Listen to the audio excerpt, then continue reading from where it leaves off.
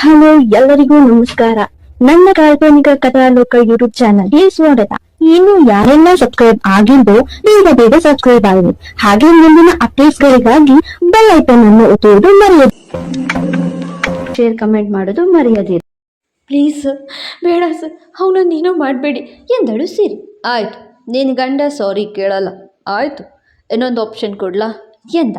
ಹೇಳಿ ಎನ್ನುವಂತೆ ತಲೆ ಆಡಿಸಲು, ಒಂದು ರಾತ್ರಿ ನೀನು ನನ್ನ ಬೆಡ್ರೂಮ್ಗೆ ಬರ್ತೀಯಾ ಎಂದ. ಆ ಮಾತು ಮುಗಿಯುವ ಮುನ್ನವೇ ವಿರಾಜ್ ತನ್ನ ಬೂಟ್ಸ್ ತೆರೆದು ಎಸ್ತಿದ್ದ. ಅವನು ಕೊಟ್ಟ ಏಟಿಗೆ ರಾಮದೇವ್ ಮೂಗಿಂದ ರಕ್ತ ಸುರಿದಿತ್ತು. ನನ್ನ ಮಗ ಹೆಂಡತಿ ತಂಟೆಗೆ ಬಂದರೆ ಮುಟ್ಟು ನೋಡ್ಕೊಳ್ಬೇಕು ಹಾಗೆ ಎಂದನು ರೋಷದಿ. ರಕ್ತ ನೋಡ್ಕೊಂಡ ರಾಮದೇವ್, ನನ್ನ ಮೂಗಿನಿಂದ ರಕ್ತ ಬರೋ ಹಾಗೆ ಮಾಡ್ತಿದ್ಯಾ? ನಿನ್ನ ಮಗನನ್ನು ಹೇಗೆ ಉಳಿಸ್ಕೊಳ್ತೀಯ ನೋಡ್ತೀನಿ ಎಂದವನೇ ಚೋಟುನ 5ನೇ ಫ್ಲೋರಿಂದ ತಳ್ಳಲು ಮುಂದಾದ. ಬೇಡ ಪ್ಲೀಸ್ ಬೇಡ ಎಂದು ಸಿರಿ ಕೈ ಜೋಡಿಸಿ ಬೇಡಿದ್ಲು. ರಾಮದೇವ್, ನನ್ನ ಮಗನ ಮೇಲೆ ಪ್ರತಾಪ ತೋರಿಸ್ಬೇಡ, ಆಮೇಲೆ ನಿನ್ನ ಕಾಪಾಡೋಕ್ಕೆ ಮೇಲಿರೋ ದೇವರಿಂದನೂ ಸಾಧ್ಯ ಆಗೋದಿಲ್ಲ, ನಿನ್ನ ಅಂತ್ಯ ಆಗುತ್ತೆ ಎಂದು ವಿರಾಜ್ ಎಚ್ಚರಿಕೆ ನೀಡಿದ. ನನ್ನ ಅಂತ್ಯ ಆದರೂ ಸರಿ, ನಿನ್ನ ಮನೆಯ ನಂದಾದೀಪ ಹಾರುತ್ತಲ್ಲ ಅದೇ ಖುಷಿ ನನಗೆ.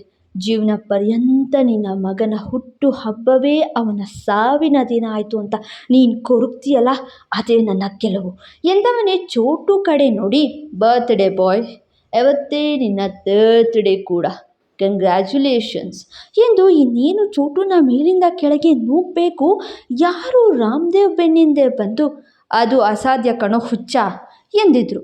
ಯಾರೆಂದು ನೋಡಲು ರಾಮದೇವ್ ಹಿಂತಿರುಗಬೇಕು.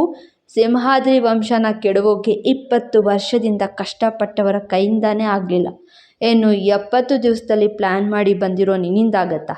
ಈಗ ಹೋಗಿ ಮುಂದಿನ ಜನ್ಮದಲ್ಲಿ ಹುಟ್ಟಿ ಬಾ, ನಿನ್ನ ಕೈಯಿಂದ ಆಗಲಾದರೂ ನನ್ನ ಸಿಂಹದ ಮಗ ಮತ್ತು ಮೊಮ್ಮಗನ ಮುಟ್ಟೋಕ್ಕಾಗತ್ತಾ ನೋಡ್ತೀನಿ ಎಂದವರೇ ತಮ್ಮ ಬಲವಾದ ತೋಳಿಂದ ಪುಟಾಣಿ ಚೋಟುನ ಎತ್ಕೊಂಡು ಅವ್ರ ಕಾಲಿಂದ 5ನೇ ಫ್ಲೋರ್ನಿಂದ ರಾಮದೇವ್ನ ಒದ್ದಿದ್ರು.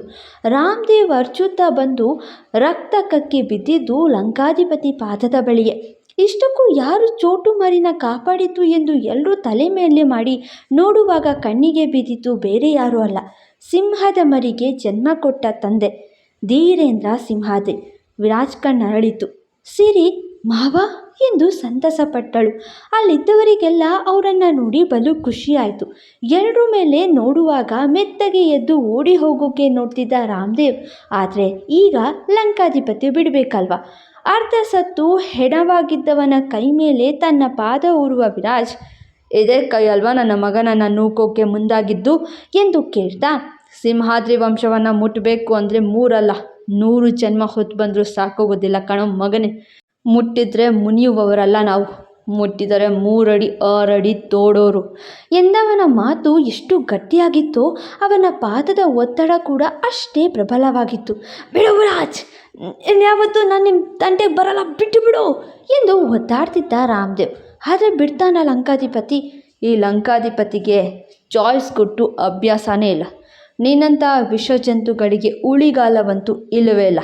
ಯುದ್ಧ ಕೇಳಿದಾದ್ಮೇಲೆ ಒಂದು ನಾನು ಸಾಯಬೇಕು ಇಲ್ಲ ಎದುರಾಡಿ ಸಾಯಬೇಕು ಅಂತ ನಿರ್ಧಾರ ಮಾಡಿನೇ ಇಳಿತೀನಿ. ನನಗೆ ನನ್ನ ಹೆಂಡತಿ ಮಕ್ಕಳು ಅಂತ ತುಂಬ ಕುಟುಂಬ ಇದೆ, ಸೊ ನಾನು ಸಾಯಬಾರ್ದು ಅಂದ ಮೇಲೆ ಎಂದವನು ಇನ್ನೇನು ರಾಮದೇವ್ ಕುತ್ತಿಗೆ ಮೇಲೆ ಕಾಲಿಡಬೇಕು, ಆ ಕಡೆಯಿಂದ ಬರುವ ಇನ್ಸ್ಪೆಕ್ಟರ್ ರಾಮದೇವ್ನ ಎನ್ಕೌಂಟರ್ ಮಾಡಿದರು. ನೋ ವಿರಾಜ್, ಈಗಷ್ಟೇ ನೀವು ಫ್ಯಾಮಿಲಿ ಜೊತೆಗೆ ಒಂದಾಗಿದ್ದೀರಾ, ಮತ್ತೆ ಈ ಜೈಲು ಪೈಲು ಯಾಕೆ? ನಾವು ನಿಮ್ಮ ಮಗನನ್ನು ಕಾಪಾಡೋಕ್ಕೆ ಬಂದಾಗ ನಮ್ಮ ಮೇಲೆ ಮಾರಣಾಂತಿಕ ಹಲ್ಲೆ ನಡೆಸ್ತಾ ಅದಕ್ಕೆ ನಾವು ಎನ್ಕೌಂಟರ್ ಮಾಡಿದ್ವಿ ಅಂತ ಕೇಸ್ ಕ್ಲೋಸ್ ಮಾಡ್ತೀವಿ ಎಂದವರೇ, ಎತ್ಕೊಂಡು ನಡೀರಿ ಬಾಡಿನ ಎಂದು ಹೋದರು. ಅವರು ಹೋಗ್ತಾ ಇದ್ದಂತೆ ಮೆಟ್ಟಿಲಿಳಿದು ಬಂದಿದ್ರು ಚೋಟು ಜೊತೆಗೆ ಧೀರೇಂದ್ರ ಸಿಂಹಾದ್ರಿ. ಸಿರಿ ಅವ್ರ ಬಳಿ ಓಡಿ ಬಂದು ಮಾವ ಎಂದು ಕಾಲಿಗೆ ಬಿದ್ದಿದ್ಲು. ಎದ್ದೇಳಮ್ಮ ಸಿರಿ ಎಂದಾಗ, ಓಯ್ ಸುಬ್ಬಮ್ಮನ್ ತಾತ, ಆಗ್ನಿಂದ ನಾನು ನಿಮಗೆ ನೀವು ಯಾರು ಯಾರು ಅಂತ ಕೇಳ್ತಾನೆ ಇದ್ದೀನಿ, ನೀವು ನನಗೇನು ಹೇಳ್ತಾನೆ ಇಲ್ಲ, ಮತ್ತು ನೀವು ಬಂದು ಈ ಬ್ಯಾಡ್ ಅಂಕಲ್ನ ಡಿಶಮ್ ಮಾಡಿದ್ದು ನನಗೆ ಸಖತ್ ಇಷ್ಟ ಆಯಿತು ಎಂದು ಚೋಟು ತನ್ನ ತಾತನ ಕಂಕಳಲ್ಲಿದ್ದೇ ಜೋರು ಮಾಡ್ತಾ ಇದ್ದ. ಅವನನ್ನು ನೋಡ್ತಾ ಧೀರೇಂದ್ರ ಕಣ್ಗಳು ತುಂಬಿ ಬಂತು. ಅವರಿಗೆ ವಿರಾಟ್ ಸಣ್ಣ ವಯಸ್ಸಲ್ಲಿದ್ದಾಗ ಹೇಗಿದ್ನೋ ಹಾಗೇ ಇದ್ದಾನೆ ಚೋಟು ಅನ್ನಿಸ್ತು. ತಮ್ಮ ಮೊಮ್ಮಗನ ಬಳಿ ಪ್ರತಿ ಬಾರಿ ಅವ್ರು ಹೋಗಿ ಮುದ್ದಾಡಲು ನೋಡಿದಾಗೆಲ್ಲ ವಿರಾಜ್ ಅಮ್ಮನ ಬಳಿ ಓಡ್ತಾ ಇದ್ದ ದಿನಗಳನ್ನು ನೆನೆದವರು ಒಮ್ಮೆ ಚೋಟುನ ಅಪ್ಪಿ ಕೆನ್ನೆಗೆ ಮುತ್ತಿಟ್ರು. ಆದರೆ ಈ ಚೋಟುಗೆ ಕೋಪ ಬಂತು. ಮುತ್ತಿಡುತ್ತಿದ್ದವರ ಕಡೆ ಮೂತಿ ಉಬ್ಬಿಸಿ, ಓಯ್ ಸೂಪರ್ಮ್ಯಾನ್ ತಾತ, ಯಾರು ನೀವು ಅಂತ ಹೇಳಿದೆ? ಚೋಟರಾಣ್ಗೆ ಕೆನ್ನೆಗೆ ಮುತ್ತೆಲ್ಲ ಕೊಡಬಾರ್ದು. ಅವನಿಗೆ ಯಾರಂದರೆ ಅವರು ಮುಟ್ಟೋದು ಇಷ್ಟ ಆಗಲ್ಲ ಎಂದ. ಅವ್ರ ಕಣ್ಣಿಗೆ ಈಗಂತೂ ಥೇಟ್ ವಿರಾಟ್ ಸಿಂಹಾದ್ರಿಯೇ ಕಂಡಂತಾಯಿತು. ಹಾಗೆ ಒಂಥರ ಸಂಕಟನೂ ಆಯಿತು. ತಕ್ಷಣ ಸಿರಿ, ಚೋಟು ಅವ್ರು ಯಾರೂ ಅಲ್ಲ ಎಂದು ಹೇಳೋ ಮುನ್ನವೇ, ತಾತ, ನಿನ್ನ ಸೂಪರ್ಮ್ಯಾನ್ ತಾತನೇ ನಿನ್ನ ಪಪ್ಪನಿಗೆ ಜನ್ಮ ಕೊಟ್ಟ ತಂದೆ ಕಣೋ ಚೋಟು ಎಂದಿದ್ದ ವಿರಾಜ್. ಆ ಮಾತು ಕೇಳಿದವರು ತನ್ನ ಮಗ ಅವನ ತಂದೆ ಅಂತ ಹೇಳ್ಕೊಳ್ತಾ ಇದ್ದಾನ ಎನ್ನುವಂತೆ ನೋಡ್ತಿದ್ರು. ನಿನ್ನ ಪಪ್ಪನ ಪಪ್ಪ ಇವರು ಎಂದು ತಲೆ ಮೇಲೆ ಕೈ ಹೊತ್ತನು ಚೋಟು. ಹಾಗೆ ತಾತನ ಕಡೆ ನೋಡಿ, ಅಯ್ಯೋ ನನಗೆ ಇನ್ನೊಂದು ತಾತ ಇದ್ದಾರಲ್ಲಪ್ಪ, ನನಗೆ ಗೊತ್ತೇ ಇರಲಿಲ್ಲ ಎನ್ನಲು ಮಗನ ಬಳಿ ಬಂದು, ನಿನಗೆ ತಾತ ಇರೋದು ಗೊತ್ತಿರಲಿಲ್ಲ, ನನಗೆ ಅಪ್ಪ ಇದ್ದರೂ ಅವ್ರ ಬಗ್ಗೆ ಸತ್ಯ ತಿಳಿಲಿಲ್ಲ ಎಂದು ವಿರಾಜ್ ಮಂಕಾದಾಗ, ಮಾವ ಇವನನ್ನು ಕೊಡಿ ಎಂದು ಸಿರಿ ಚೋಟುನ ಇಳಿಸಿದ್ಲು ಮಾವನ ಕೈಯಿಂದ. ಮಗನ ಮುಖ ನೋಡ್ತಾ ಬಲು ಸಂಕಟಪಟ್ಟರು ಧೀರೇಂದ್ರ. ವಿರಾಜ್ಗೆ ಅಷ್ಟೆಲ್ಲ ಅವಮಾನ ಮಾಡಿ ಈಗ ಹೇಗೆ ಮಾತಾಡಿಸ್ಬೇಕೋ ಗೊತ್ತಾಗ್ತಾ ಇಲ್ಲ. ಅವರಿಗೆ ಬೆನ್ನು ಮಾಡಿ ನಿಂತ್ಬಿಟ್ಟನು. ಅಷ್ಟರಲ್ಲಿ ಅಲ್ಲಿಗೆ ಎಲ್ಲರೂ ಬಂದಿದ್ರು. ಧೀರೇಂದ್ರ ಅವರನ್ನು ನೋಡಿ ಕಲ್ಯಾಣಿ ಹಾಗೂ ಗಿರಿಜೆ ಇಬ್ಬರು ಮುಖ ನೋಡಿಕೊಂಡ್ರು. ರೀ, ಯಾರೋ ಮಾಡಿದ ತಪ್ಪಿಗೆ ನಾವು ನಿಮ್ಮನ್ನು ತಪ್ಪಾಗಿ ತಿಳಿದು ತಪ್ಪಾಗಿ ನಡ್ಕೊಂಡಿದ್ದಕ್ಕೆ ದಯವಿಟ್ಟು ಕ್ಷಮಿಸಿ ಎಂದು ಗಿರಿಜಾ ಅವರೇ ಮಾತು ಶುರು ಮಾಡಿದರು. ಗಿರಿಜಕ್ಕನ ಅಕ್ಕ ಮಾಡಿದ ಸಂಚು ನಮ್ಮ ಕುಟುಂಬವನ್ನು ಇಲ್ಲಿವರೆಗೂ ಕತ್ಲಲ್ಲಿ ಇರೋ ಹಾಗೆ ಮಾಡಿದೆ. ಅವರ ಆಟದಲ್ಲಿ ನಾವೆಲ್ಲ ಕೈಗೊಂಬೆ ಆಗ್ಬಿಟ್ಟಿದ್ವಿ, ದಯವಿಟ್ಟು ಕ್ಷಮಿಸಿ ಎಂದು ಕಲ್ಯಾಣಿ ಕೂಡ ಕೈ ಜೋಡಿಸಿದ್ರು.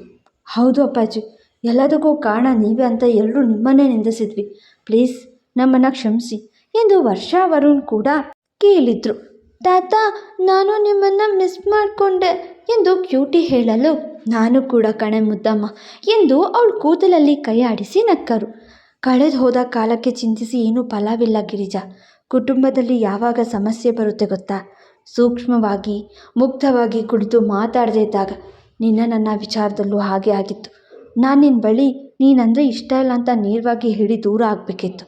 ಇಲ್ಲ ಕಲ್ಯಾಣಿ ಬಳಿ ನಿನ್ನ ಮದುವೆ ಆಗಿರೋದಕ್ಕೆ ಕಾರಣ ಏನು ಅಂತ, ಮತ್ತು ಯಾಕೆ ಕಲ್ಯಾಣಿನ ಮದುವೆ ಆದೆ ಅಂತ ಸತ್ಯ ಹೇಳಬೇಕಿತ್ತು.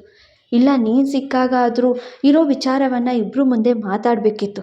ನಾನು ಅದು ಯಾವುದೂ ಮಾಡದೇ ಇದ್ದಾಗ ಮೂರನೇ ವ್ಯಕ್ತಿ ಮೂಗು ತೂರಿಸೋ ಹಾಗಾಯಿತು. ಇದರಿಂದ ಕಲಿತ ಪಾಠ ಏನು ಗೊತ್ತಾ? ಕುಟುಂಬದ ಬಗ್ಗೆ ಕುಟುಂಬದವರ ಮಧ್ಯೆ ಗುಟ್ಟು ಉಳಿಸ್ಕೊಳ್ಬಾರ್ದು ಎಂದು. ಏನೇ ಇದ್ರೂ ಎಲ್ಲರೂ ಕುಳಿತು ಸಮಜಾಯಿಸಿ ಮಾತುಕತೆ ನಡೆಸಬೇಕು ಅಂತ ಎಂದವರ ಮಾತಿಗೆ ತಲೆ ಆಡಿಸಿ, ಹೌದು ರೀ, ನಾನು ಕಲಿತ ಪಾಠ ಇದೇ ನೋಡಿ. ಎಷ್ಟೇ ನಂಬಿಕೆ ಇದ್ದರೂ ಹೊರಗಿನವರ ಬಳಿ ಕುಟುಂಬದ ಗುಟ್ಟು ಬಿಟ್ಕೊಡ್ಬಾರ್ದು, ಎಲ್ಲ ಸತ್ಯ ಹೇಳಿ ಮೂರ್ಖರಾಗಬಾರ್ದು ಎಂದು ಗಿರಿಜಾ ಹೇಳುವಾಗ, ನೇರವಾಗಿ ಮಾತಾಡದೆ ಏನನ್ನೂ ಊಹೆ ಮಾಡಿಕೊಳ್ಬಾರ್ದು ಕೂಡ ಎಂದು ತಮ್ಮ ತಪ್ಪು ಒಪ್ಕೊಂಡ್ರು ಕಲ್ಯಾಣಿ. ಅವರೆಲ್ಲ ಮಾತಾಡ್ತಿದ್ರು. ಧೀರೇಂದ್ರ ಅವರ ಮನಸ್ಸು ಗಮನ ಮಗನ ಕಡೆಯೇ ಇತ್ತು. ವಿರಾಜ್ ಆ ಕಡೆ ತಿರುಗಿದವನು ಈ ಕಡೆ ತಿರುಗ್ತಾನೇ ಇಲ್ಲ. ವಿರಾಜ್ ಸರ್ ಎಂದು ಸಿರಿ ಅವನ ಬಳಿ ಬಂದು ತೋಳು ಮುಟ್ಟಿದಾಗ, ಅವ್ರ ಮುಂದೆ ಯಾವ ರೀತಿ ಹೋಗಿ ಏನು ಮಾತಾಡಬೇಕು ಗೊತ್ತಾಗ್ತಾ ಇಲ್ಲ ಕಣೆ ಮಂಡೋದ್ರಿ ಎಂದ. ಆಗಿದ್ದಾಯ್ತು ಅಂತ ಮಾತಾಡಿ ವಿರಾಜ್ ಸರ್, ಅವ್ರು ನಿಮ್ಮನ್ನೇ ನೋಡ್ತಾ ಇದ್ದಾರೆ ಎಂದಳು ಮೆತ್ತಗೆ. ಒಬ್ಬ ಮಗನಾಗಿ ತಂದೆ ಮಾನ ಮರ್ಯಾದೆ ಕೀರ್ತಿ ಪತಾಕೆನ ಹಾರಿಸ್ಬೇಕು, ಆದರೆ ನಾನು ಅವ್ರ ಮಗನಾಗಿ ಎಷ್ಟು ಅವಮಾನ ಮಾಡೋಕ್ಕೆ ಸಾಧ್ಯನೋ ಅಷ್ಟು ಮಾಡಿದ್ದೀನಿ ಕಣೆ, ಈಗ ಯಾವ ಮುಖ ಕೊಟ್ಟು ಎಂದು ವಿರಾಜ್ ಹೇಳುವಾಗಲೇ, ಏನೋ ದೊಡ್ಡ ಮನುಷ್ಯ, ಈಗಲೂ ಈ ಅಪ್ಪನ ಮುಂದೆ ಗರ್ವ ಬಿಡೋದಿಲ್ವೋ ಎಂದು ಧೀರೇಂದ್ರ ಅವರೇ ಆವಾಜ್ ಹಾಕಿದರು. ತಕ್ಷಣ ಅವ್ರ ಕಡೆ ನೋಡಿದವನ ಕಣ್ಣಲ್ಲಿ ಪಶ್ಚಾತ್ತಾಪವಿತ್ತು, ಪ್ರೀತಿ ಮಮಕಾರವಿತ್ತು. ಈಗಲೂ ನನ್ನ ದೂರ ಇಡ್ತೀಯನಪ್ಪ ವಿರಾಜ್ ಎಂದವರ ಕಡೆ ನೋಡಿ, ಅಪ್ಪ ಖಂಡಿತ ಅಲ್ಲಪ್ಪ, ಇನ್ನು ಯಾವತ್ತೂ ನಾನು ನಿಮ್ಮೆಲ್ಲರಿಂದ ದೂರ ಉಳಿಯಲ್ಲ, ಸಾರಿ ಅಪ್ಪ ಎಂದು ಕಣ್ಣು ತುಂಬಿಕೊಂಡ.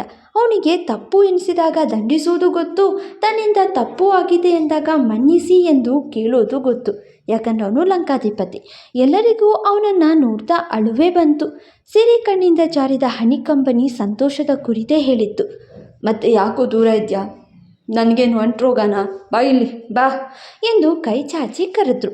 ಅವರ ಆ ಮಾತು ಕೇಳ್ದವನೇ ಬಂದು ಅವರ ಕಾಲಿಗೆ ಬಿದ್ದು ನಮಸ್ಕರಿಸಿ ಅವರನ್ನು ಅಪ್ಪಿ, ಸಾರಿ ಅಪ್ಪ, ನಂಗೆ ಮಾತು ಬಂದಾಗಿನಿಂದ ನಿಮ್ಮ ಮನಸ್ಸಿಗೆ ತುಂಬ ನೋಯಿಸಿದ್ದೀನಿ. ತಂದೆ ಪ್ರೀತಿ ಕೊಡೋಕ್ಕೆ ನೀವು ಹತ್ತಿರ ಬಂದಾಗೆಲ್ಲ ದ್ವೇಷವೇ ಮಾಡಿದ್ದೀನಿ. ಸಾರಿ ಅಪ್ಪ ಎಂದವನ ನೋಡಿ, ನಿನ್ನ ಬಾಯಿಂದ ಅಪ್ಪ ಅಂತ ಕೇಳೋಕೆ ಇಷ್ಟು ವರ್ಷ ಬೇಕಾಯ್ತಪ್ಪ. ಕಾರ್ ಮೋಡ ಸರಿದು ಈ ಅಪ್ಪ ಎನ್ನುವ ಮಾತಿನ ಮಳೆ ಸುರಿಯೋಕೆ ಇಷ್ಟು ವರ್ಷ ಬೇಕಾಯಿತು ಅಂತ ನೋವಿದ್ರು, ಈ ಬಾಯಿಂದ ಅಪ್ಪ ಅಂತ ಕೇಳದೆ ಎಲ್ಲಿ ಸತ್ತೋಗ್ತೀನೋ ಅಂತ ಹೆದರಿಕೆ ಇದ್ದಿದ್ದು ದೂರವಾದ ಖುಷಿಯಾಯಿತು ಎಂದವರ ನೋಡಿ, ಹಾಗೆಲ್ಲ ಮಾತಾಡಬೇಡಿ ಅಪ್ಪ ಎಂದು ಬಿಗಿಯಾಗಿ ಅಪ್ಪಿ ಕಣ್ಣೀರಾಕಿದನು. ಅಪ್ಪ ಮಗ ಒಂದಾಗಿತ್ತು. ಅಲ್ಲಿದ್ದವರಿಗೆಲ್ಲ ಖುಷಿಯೋ ಖುಷಿ. ಖುಷಿಯಿಂದ ದಿಗಂತ್ ಶಿಳ್ಳೆಯ ಹೊಡೆದಿದ್ದ.